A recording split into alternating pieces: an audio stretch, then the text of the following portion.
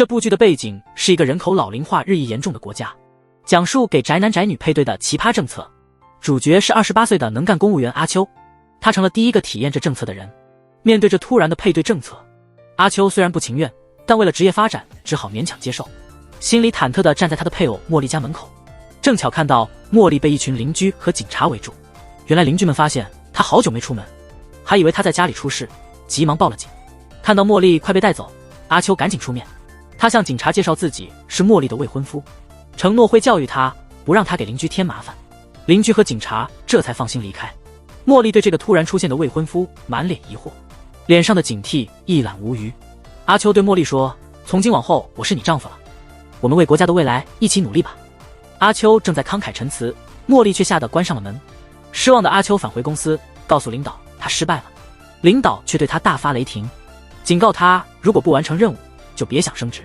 茉莉在此时翻看了机构发来的合约书，她终于明白阿秋的意图。她不由得回想起奶奶生前的话，她说她不会让我一个人。正在回忆间，门铃声突然响起，阿秋又来了。茉莉发现大正偷偷观察他和阿秋，只能先让他进门。茉莉小声告诉阿秋，是他奶奶报名的，她请求阿秋帮助解除合约。他面色苍白，显得格外脆弱。阿秋心想，他以前是不是遭遇过什么不幸？阿秋离开茉莉家后，遇到了一位邻居阿姨。阿姨八卦地告诉阿秋，她说茉莉小时候很活泼，也很孝顺，自从半年前她奶奶去世，她就变得不愿出门，不与人交流。阿秋了解到茉莉的孤独生活，他更加担心她了，决定回去劝茉莉接受这个合约。就在这时，茉莉慌张地跑出来，原来是她养的小猫桃子突然晕倒。对茉莉来说，桃子是她唯一的慰藉，她慌得不知所措。阿秋安慰她，帮她冷静下来。他们一起把桃子送到宠物医院，幸好桃子没事，茉莉这才恢复了平静。阿秋再次深情地求婚，请你嫁给我吧，我来做你的家人，帮你找到属于你的幸福。你可以不爱我，但请务必爱惜自己。茉莉突然想起了奶奶临终前的话，她说，你得找到自己的幸福，要为自己而活。茉莉没有直接回答阿秋，但是在阿秋送她回家的路上给了她点暗示。她说她会准备她喜欢的茶。阿秋明白了，茉莉接受了她，他立刻笑得合不拢嘴。第二天，阿秋就搬到了茉莉家，他们开始了所谓的合约同居。阿秋自己去提交结婚申请的时候，看着其他幸福的情侣，开始犹豫不决。这种安排的婚姻，茉莉能接受吗？他忍不住冲到茉莉家，询问她是否真的愿意和他结婚。茉莉害羞地回答说，我觉得和你在一起比自己一个人好多了。在温暖的阳光下，茉莉露出了她的第一个温暖的笑容。那一刻，阿秋的心灵被彻底照亮。但和茉莉的同居生活并不像阿秋想象的那么简单，因为那房子实在是太旧了，他不得不面对楼梯塌陷、屋顶漏雨、地板钉子突出等问题。阿秋终于忍无可忍，提议重新装修房子。性格佛系的茉莉起初有些不情愿，但听说阿秋要去选购装修材料，她立刻兴奋的眼睛都亮了。因为茉莉从没进过大型商场，也没尝过可丽饼、章鱼烧等新奇美食，看着茉莉被一份普通的可丽饼治愈了心灵，阿秋也情不自禁地露出了慈爱的笑容。但他没想到，茉莉一进超市就像是进了游乐场，兴奋地和他走散了。幸好超市不大，他们很快就找到了对方。原来茉莉是去挑选情侣杯。茉莉，你这撩人技能也太高了吧。那天阿秋回家后，发现茉莉正在和一个陌生小男孩玩耍。这小孩子名叫小海，住在附近的公寓。他离家出走，不想回去，就沾上了善良的茉莉。阿秋看到小孩嘴毒又挑剔，气得要命，结果给了他一顿教训。就在这时，小海的爸爸来找他了。小海临走前对阿秋说，你和茉莉姐姐看起来一点也不像家人。听了这话，阿秋又开始深思，和茉莉这样做合约夫妻真的好吗？第二天早上，阿秋在去上班的路上遇见了大海。他觉得大海在婚姻方面比自己有经验，便忍不住把真相告诉他，征求他的意见。大海很理解人心，给了阿秋一些建议。在他看来，阿秋和茉莉简直是模范夫妻，让阿秋别太费心思。晚上回家，阿秋又看到小海这个熊孩子来蹭饭了。茉莉和小海都特别激动，他们俩给阿秋准备了个大惊喜，一道香喷喷的奶汁烤菜。原来细心的茉莉发现阿秋今天心情不佳，就特意准备了丰盛的晚餐，想让他开心。看到阿秋喜欢自己的手艺，茉莉松了一口气。茉莉这么温柔一番，阿秋感到心里暖暖的。其实阿秋也准备了个礼物，是茉莉心心念念好几天的智能手机。这还是茉莉第一次拥有自己的手机，她露出了超可爱的小动物般的表情。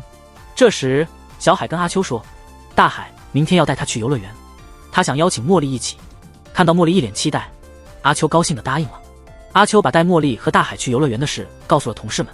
同事小木得知，他让新婚妻子和别的男人出去玩，惊讶的下巴都要掉了。小木提醒后，阿秋才意识到自己心里有点不是滋味，原来是在吃大海父子的醋。阿秋的女上司何哥看到这一幕，脸色立刻变了，似乎何哥对阿秋的感情超出了同事的范畴。晚上回家时，阿秋在路上遇到了茉莉他们，发现他们兴致低落，一副玩得不尽兴的样子。原来刚拿到新手机的茉莉太兴奋，在游乐园的时候一直看手机，结果小海一气之下把手机摔坏了。明明是小海的错，茉莉却主动道歉，小海忍不住哭了出来。之后两个人像孩子一样很快和好，约好下次还要一起玩。阿秋和茉莉回到家，发现茉莉抱着坏掉的手机哭，她非常自责，都怪自己太自私，没顾及小海的感受，结果让你送的手机坏了。面对这么温柔的女孩，阿秋再也抑制不住，伸手抱住了茉莉。正在这时，门铃突然响了，门一开，醉醺醺的小木闯了进来，而他的后面还跟着女上司何哥。阿秋见小木快要吐了，连忙扶他冲进厕所。何哥和茉莉在客厅里对峙，何哥气势汹汹地说，我和阿秋2年前曾经交往过，这是前女友的宣战声明。茉莉一时竟然愣在原地，不知所措。第二天上班，阿秋没忍住，向何哥表达了自己的不满，何哥却完全不觉得有错，没一点反省的意思，反而逼问阿秋是不是真心喜欢茉莉。何哥听了阿秋敷衍的回答，气得脸色都变了，一言不发，头也不回就走出了办公室。场景一换，何哥出现在了茉莉的家门前。茉莉虽然怕生，但还是礼貌地招待了何哥。何哥开口的第一句话就像是扔了个炸弹，他冷冷地说，我希望你和阿秋离婚。原来何哥一直反对那个分配婚姻的法案，他认为婚姻这么大的事不能让别人来决定。接着他开始讲他和阿秋的过去，他们交往4年，感情一直平平淡淡。何哥以为阿秋不够爱自己，一气之下提出了分手，阿秋却异常平静地同意了，连个为什么都没问。何哥认为阿秋配不上茉莉，他坚信茉莉值得一个更好的人来嫁。谁知一向软萌的茉莉突然愤怒地吼了起来，他说，阿秋伤害了你的感情，这是不可原谅的。而阿秋则毫不知情，正享受茉莉做的美味便当。损友小木八卦地告诉阿秋，何哥其实还喜欢他。阿秋坚信是何哥甩了自己，不相信小木的话。那天晚上回家后，阿秋发现茉莉阴沉着脸等他，他生气地拿着离婚协议对阿秋说，如果你不能平复何哥的心伤，我们就没法好好相处。直男阿秋被茉莉的话弄得一头雾水，他急忙给何哥发消息，问他是否还喜欢自己，结果被拉黑。无奈之下，阿秋只好去找小木求助。小木从阿秋的话中读出了端倪，他发现阿秋已经悄悄喜欢上了善良可爱的茉莉。他劝阿秋别因为前女友的事耽误了和茉莉的感情。第二天，阿秋把何哥约到了茉莉家，3人进行了一场严肃的谈话。何哥坚持不懈地劝茉莉和阿秋离婚，阿秋则告诉何哥，他其实也不满分配婚姻法案，但这不是他逃避责任的借口。听到阿秋把婚姻说成是责任，茉莉的脸色顿时暗淡了。阿秋看到茉莉的表情，心里非常难过，他立刻坚定地对何哥说，虽然一开始和茉莉结婚是因为工作，但我现在真心希望能让她幸福。何哥见劝不动他们，气得脸色铁青，走了。之后，阿秋和茉莉坐在院子里赏月，茉莉笑着对阿秋说，她觉得自己现在很幸福。阿秋的心被茉莉的话深深触动，忍不住紧握了她的手。他们虽然还不习惯像普通夫妻那样亲密，但心已经紧紧连在一起了。第二天早上，阿秋和茉莉开心地逛完街回来，发现阿秋的弟弟阿翔突然来家里串门。这时阿秋才想起自己还没把结婚的事告诉家里人，顿时感到尴尬万分，于是决定下班后赶回老家把结婚的喜讯告诉父母。到了公司，阿秋向小木抱怨起自己的父母，他一直不喜欢家里那种沉闷的气氛，担心自己严厉的父母会给茉莉带来不小的压力，所以一直犹豫不决，没把结婚的事告诉父母。小木曾在读书时去过阿秋家，他觉得秋爸秋妈并没有阿秋想象中那么冷漠，阿秋却固执地认为小木只是在说客套话。没想到计划赶不上变化，那天下午，茉莉颤声打电话给阿秋，说秋爸秋妈突然从乡下来到家里，原来阿翔是因逃学离家出走才来找阿秋的，现在秋爸秋妈来找人，阿翔却把自己锁在房间里不肯出来。阿秋急忙赶回家去教育阿翔，早上还和气的阿翔现在却变了一副面孔，对阿秋这个哥哥一点也不尊重，还趁阿秋摔倒时把茉莉拉进了房间。阿秋见状赶紧去向爸妈告状，秋爸秋妈完全被茉莉这个突如其来的儿媳惊呆了，他们根本没空管阿翔，只顾问阿秋为何突然结婚。阿秋只好把自己最近的处境解释了一番，并强调他想和茉莉继续幸福的生活。没想到秋妈严肃地告诉阿秋，他们家人都是律师、医生这类体面职业，他无法接受一个什么都不擅长的宅女儿媳。秋爸则面无表情，一言不发地坐在一旁。与此同时，阿翔像对待姐姐一样跟茉莉倾诉了许多心事，这些话让本来警惕的茉莉逐渐放下了防备，不知不觉中睡着了。等她醒来，发现阿翔也睡着了，便悄悄溜了出来。尽管秋妈对茉莉置若罔闻，善良的茉莉还是主动帮秋妈做事，这让秋妈对她的印象大为改观。她改变了先前的恶婆婆形象，好奇地问茉莉为什么结婚了还叫她阿姨。这句话触动了茉莉的内心。茉莉有些失落地告诉秋妈，自己从小被奶奶抚养长大，因为没见过父母，所以不习惯这样的称呼。但茉莉很快振作起来，笑着说，现在我有了新的家人，每天都很幸福。茉莉的不幸经历和天真的笑容征服了秋妈的心，秋妈心软了，热情地和茉莉分享了阿秋小时候的照片。随后茉莉在院子里找到了生气的阿秋，兴奋地把刚收到的照片分享给他。茉莉指着照片上笑容满面的小男孩对阿秋说，看这照片，你和家人一定是很相爱的吧。面对茉莉和小木得出的同样结论，阿秋突然意识到自己对亲情的盲点。他总以为家里不够幸福是因为爸妈不太会表达，但这并不意味着他们没有在默默关心自己。与此同时，爸妈正满眼慈爱地看着茉莉和阿秋。为了让正值叛逆期的弟弟也感受到父母的爱，阿秋打算让阿翔暂时和他们住一起，希望茉莉的温暖能治愈阿翔的心灵。阿翔和秋妈都同意了，只有秋爸反对。原来秋爸急着要抱孙，担心阿翔会影响茉莉和阿秋。大家都笑着听秋爸说出了心里的真实想法。他一直后悔因为工作忙碌没能多陪伴孩子，这让他和儿子们的关系变得疏远。看来秋爸能和隔壁我到点下班的结爸，还有离婚活动的爸组成忏悔父亲组合了。看着平时严肃的秋爸流露真情，大家都感到欣慰。最后阿翔还是留下来了。在秋爸妈离开前，茉莉害羞地叫了声爸爸妈妈，逗得他们乐开了花。一夜之间，茉莉已完全融入了阿秋的家庭。第二天上班，阿秋把这事告诉了小木和何哥。小木为茉莉和阿秋的关系进展感到高兴，何哥却带点酸意说这根本就是亲情。这话让阿秋和小木都哑口无言。下班时，阿秋偶然看到阿翔和同学小林聊天，便偷偷问小林阿翔为何不愿去学校。原来阿翔身上总有种高冷的气质，让同学们都不敢靠近，这让阿翔觉得自己被孤立了。但小林非常仰慕阿翔，希望成为他的朋友。阿秋听后默默低头思索。那晚，茉莉告诉阿秋，她想为阿翔办一个生日派对，请很多朋友来庆祝。看着茉莉这么关心弟弟，阿秋内心感到非常甜蜜。理想很美好，现实却很骨感。擅长做菜的茉莉居然不会做蛋糕，烤出的全是黑炭一样的蛋糕。为了帮茉莉减轻压力，何哥和小木陪阿秋买了搅拌机送给她。他们在街上恰好遇到了彼此。茉莉一见到阿秋就兴奋地跑过来，结果在马路中间摔了一跤。这时一辆大货车快速驶来，关键时刻阿秋冲上前去把茉莉救了出来。事后阿秋严肃地告诉茉莉要学会自我保护，因为她已经是她生命中不可或缺的一部分。看到一向木讷的阿秋突然说出这番情话，一直暗恋他的何哥默默低下了头。到家后，茉莉给阿秋包扎伤口，边包扎边说，她今天终于鼓起勇气一个人跑去超市买面粉了。阿秋看着茉莉那副快夸我的表情，忍不住笑了，笑得特别幸福。然后阿秋趁机说自己英雄救美受伤，想要个爱的拥抱。茉莉单纯的以为阿秋还没缓过劲来，二话不说就张开双臂。但这个拥抱和茉莉想的完全不一样。阿秋把茉莉紧紧抱在怀里，在她耳边深情地说，你没事，我太高兴了。第二天早上，阿秋发现茉莉好像在躲着他，他还以为自己做错了什么。其实茉莉只是被昨晚的拥抱弄得心跳加速。这时候阿翔的同学小林带来了学校的材料，阿翔就邀请小林参加自己的生日派对。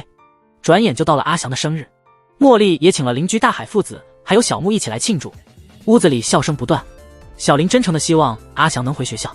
大家都紧张地屏住呼吸，生怕阿翔会发火，但阿翔却微笑着感谢小林，大家这才松了一口气。那晚，阿翔郑重地告诉阿秋，他决定回学校了。看着弟弟终于走出叛逆，阿秋也笑了。接着阿翔偷偷去茉莉房间，对他这段时间的照顾表示感谢，说这是他有生以来最棒的生日派对，说他永远不会忘记今天。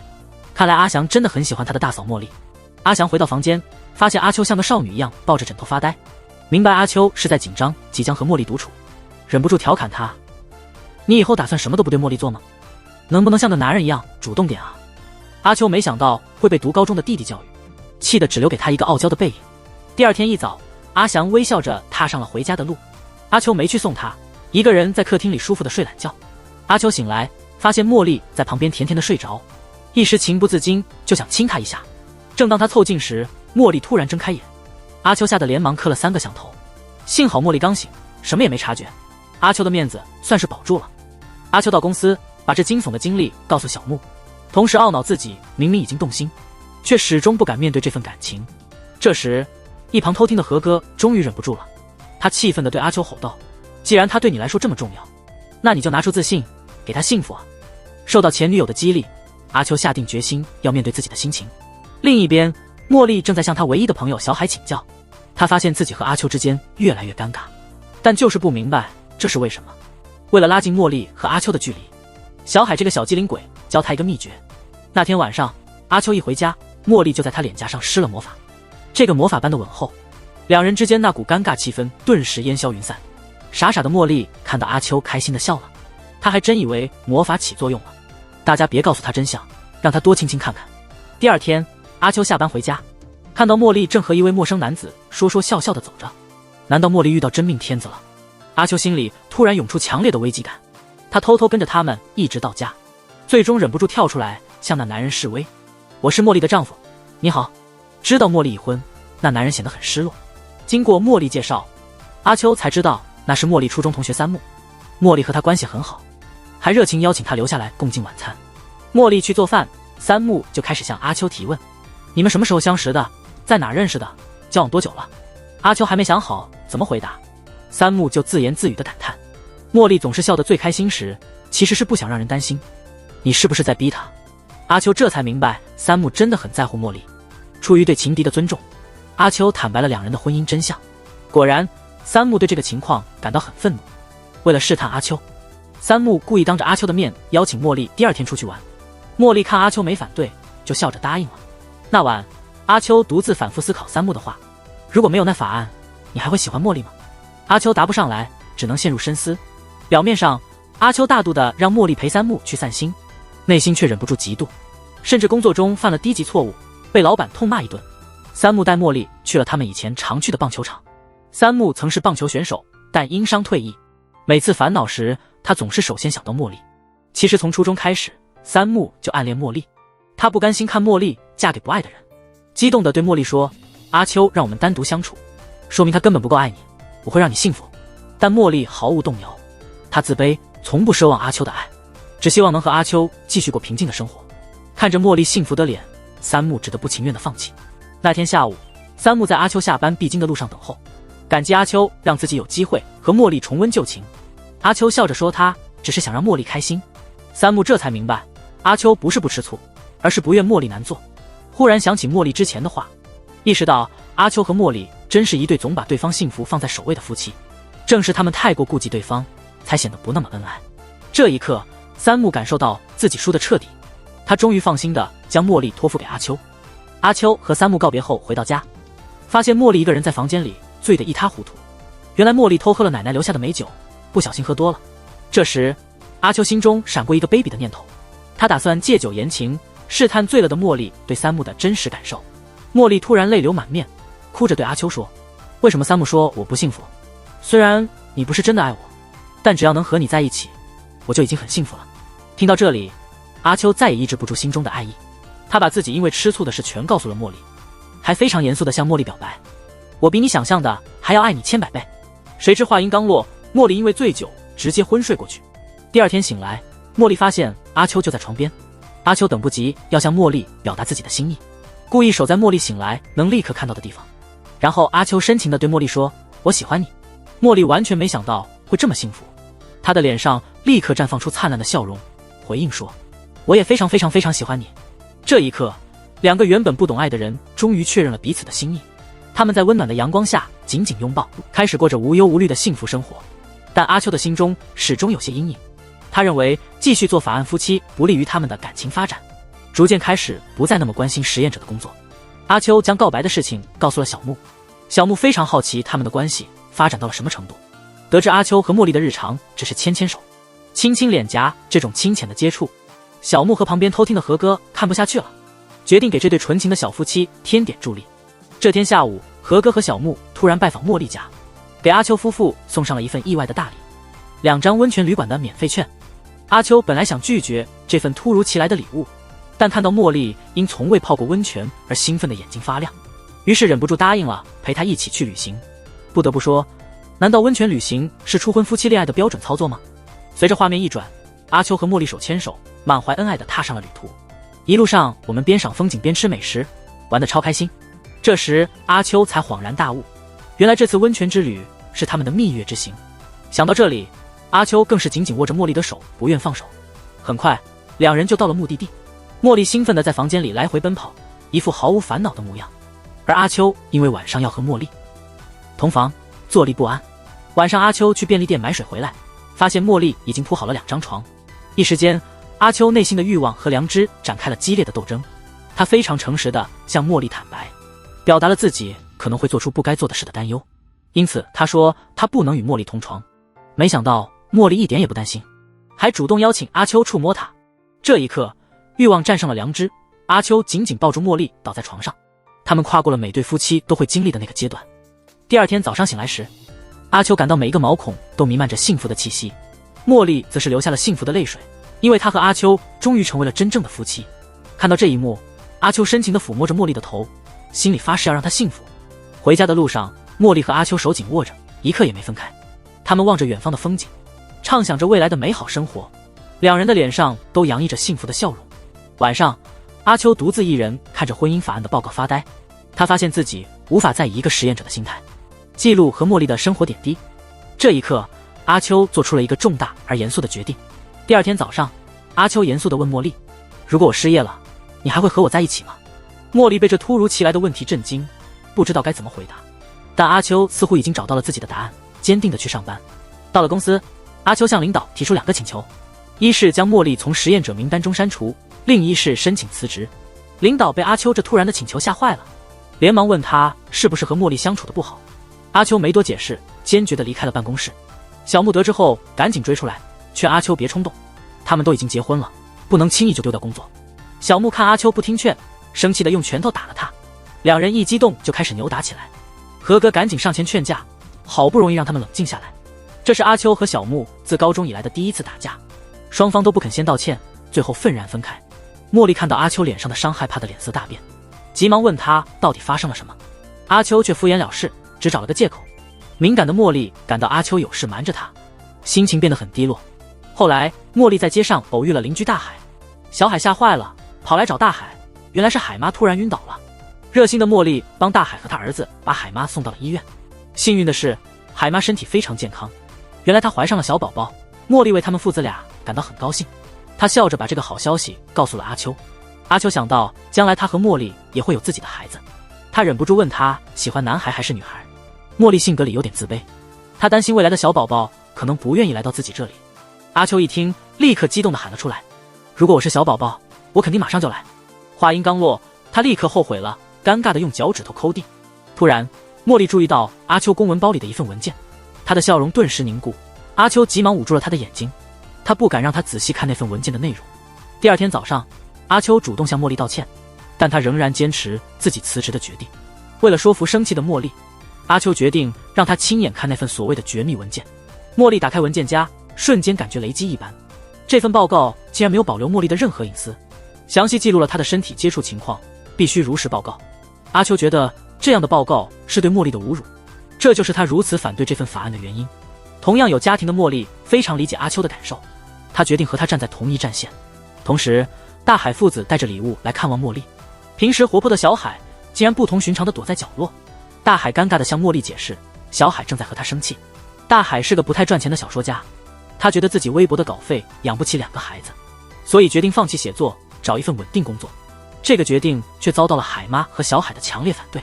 这时，小海生气地对父亲吼道，妈妈从不觉得你没用，虽然生活很辛苦，但她总说有梦想的人最帅。听到儿子这样的话，大海沉默了。出于好奇，茉莉问大海都写过些什么，没想到大海就是他最喜欢的作者。茉莉急忙跑上楼，拿下那本小说，告诉大海，这本小说一直是我独自生活的精神支柱，我希望你能一直写下去，帮助更多像我这样的人。大海没想到自己的作品能给别人带来幸福，他衷心感谢茉莉，似乎又找到了坚持的理由。大海和儿子离开后，茉莉一个人站在祖父母的遗像前沉思，看到大海一家的相互支持，他决定也要尽力为阿秋做些事。阿秋回到家后，茉莉真诚地对他说，我只是一个宅女，但如果能帮到你，我什么都愿意，就算泄露我的隐私也没关系。原来茉莉早就读过那份报告，只是一直在陪阿秋演着不知情的戏。茉莉话音刚落，情绪失控的阿秋就对他大发雷霆，他不允许茉莉说那些自贬的话。此时此刻，面对暴怒的阿秋，茉莉丝毫没有退缩，她继续温柔地说着，我们是因为这个法案才相遇的，我相信他还能给更多的人带来幸福。看到茉莉的笑容，阿秋感到非常惭愧，妻子这么勇敢，他却总是退缩和逃避。第二天下午，阿秋认真地向茉莉表达了自己的决心，他决定不再逃避，打算用自己的力量去改变法案中不合理的部分。然后阿秋把一个纯白的盒子交到茉莉手上，盒子里是他们的结婚戒指，他想在他们两人的无名指上印下忠诚与爱的印记。此外，原本分房睡的阿秋和茉莉搬到了同一个房间，他们开始像真正的夫妻那样生活，蜜月和婚戒都补上了，看来还能期待阿秋和茉莉补办一场浪漫的婚礼。场景一转，阿秋在办公室里四处炫耀自己的婚戒，领导带着讨好的笑容请求阿秋收回退出实验的决定，因为作为首席实验者的他，中途退出会造成巨大的打击。阿秋也深知自己的重要性，他趁机向领导提出要修改那份不合理的报告。这时阿秋的声音在办公室里回荡，一场重大的改革就此拉开帷幕。茉莉被一个神秘的小女孩带到了一个既陌生又熟悉的草坪，女孩用尽全力大声呼喊着，妈妈，不要离开我。画面一转，茉莉从噩梦中醒来，脸色苍白，仿佛回忆起了那些不堪的往事。与此同时，一个可疑的男人正阴沉着脸偷拍着茉莉家，看起来他在策划着什么阴谋。自从领导答应让他改革法案之后，阿秋就开始废寝忘食，全心投入工作。看到阿秋这么拼命，和哥和小木决定偷偷为阿秋和茉莉举办结婚纪念日派对，希望阿秋能好好放松一下。一说到做就做，小木立刻联系了阿秋的弟弟阿翔，同时嘱咐阿翔带上同学小林一起来。但小林和阿翔最近似乎关系有点微妙，即使街上碰面，他们也不会打招呼。另一边，大海父子特地来向茉莉表达感谢。在茉莉的鼓励下，大海不仅没有放弃写作，还一气呵成地写出了一本畅销书。听说大海家的经济危机已经解决，茉莉高兴地询问起大海妈妈肚子里的小宝宝情况。小海告诉茉莉，他最近总梦见宝宝是个可爱的弟弟。茉莉想到自己最近的噩梦，脸色顿时变得更加苍白。大海父子刚走，小林就来到了茉莉家拜访。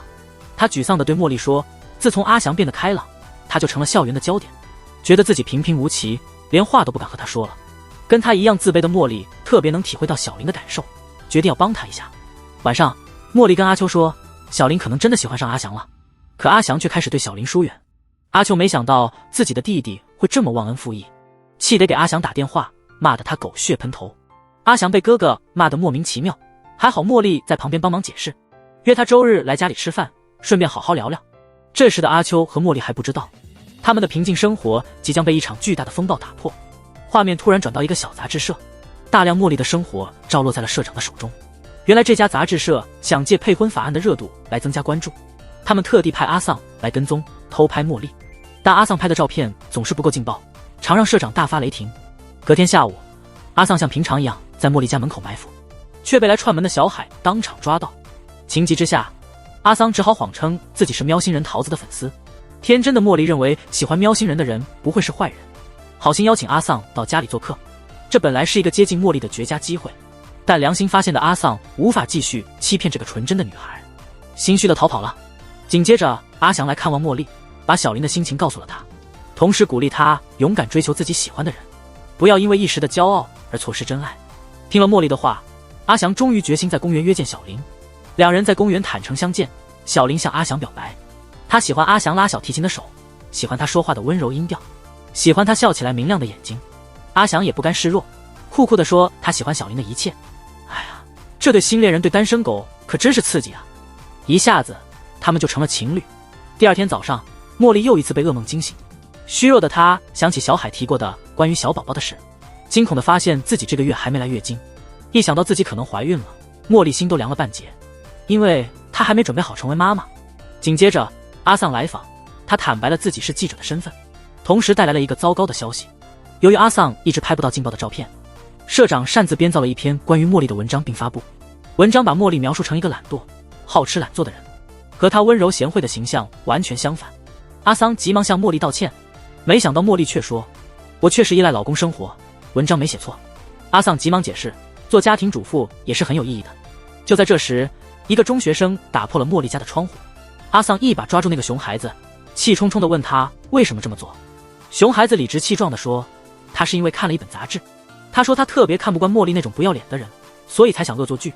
阿桑没想到舆论已经这么糟糕了，一时愣神就让熊孩子跑了。同时听到动静的小海赶到了茉莉家，他看到茉莉正在清理玻璃，突然就倒地不省人事了。在公司的阿秋听说茉莉晕倒了，什么都不顾地冲到医院，幸好茉莉没大碍，只是因为没睡好才晕倒。阿桑代表杂志社向阿秋道歉，阿秋像茉莉那样宽容地原谅了他。醒来后，茉莉告诉阿秋，她一直在做噩梦，都是因为小时候被妈妈抛弃的痛苦回忆。阿秋不想触碰茉莉的伤口，只好保持沉默，什么都没问。为了照顾虚弱的茉莉，阿秋特地请了假。放假前，一向敬业的他把起草好的婚姻法修改意见提交给了领导。另一边，何哥在妇科医院门口偶遇了茉莉，两个已经成为好闺蜜的人坐下来长谈。茉莉告诉何哥她怀孕了，但她因为被抛弃的童年阴影，害怕自己当不了好妈妈。何哥觉得这事还是让丈夫来开导比较好，于是就把茉莉交给了阿秋。阿秋带着茉莉回家后，茉莉小声告诉她，她怀孕了。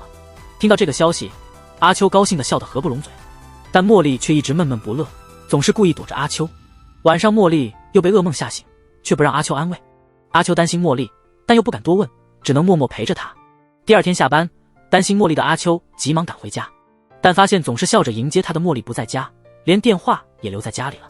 想到茉莉最近总是心神不宁，阿秋心里一下子涌上各种可怕的念头。他急急忙忙在附近到处找茉莉，最后在公园的草坪上找到了她。这是茉莉噩梦中被妈妈抛弃的那片草坪。茉莉喃喃自语，从小就被抛弃，没有体验过母爱的我，真的能成为好妈妈吗？阿秋这才明白茉莉的烦恼都是由此而来。他温柔地说，这是我们共同的孩子，你不擅长的地方我来补，我不擅长的地方你来补，况且邻居和朋友们也会帮助我们的。这一刻，茉莉茅塞顿开，是啊，她有世界上最好的丈夫和朋友，孩子怎么会不幸福呢？在阿秋的鼓励下，茉莉终于跨过了心里的那道坎，她幸福地依偎在阿秋身上，决心把这个孩子生下来。转眼到了阿秋和茉莉的结婚纪念日，他们两个正腻歪在床上不肯分开。这时门铃突然响了，大海父子和秋爸秋妈陆续赶到，他们带来了2身华丽的礼服给阿秋和茉莉。原来何哥和小木策划的纪念日派对，就是帮阿秋和茉莉补办婚礼。这一刻，阿秋看到穿上婚纱的茉莉，高兴得合不拢嘴。在亲朋好友的簇拥下，阿秋和茉莉走完了红毯。茉莉从没想过，1年前还蓬头垢面、愁眉苦脸的自己，现在居然穿上了美丽的婚纱举办婚礼。这都多亏了身边的丈夫和眼前的亲友。她含着泪真诚地说，就算说100万次的谢谢，也无法表达我现在的感激之情，真的非常感谢你们。后来茉莉生下了一个胖嘟嘟的可爱女儿，两人一人牵起一只女儿的手，构成了这世上最美丽的画卷。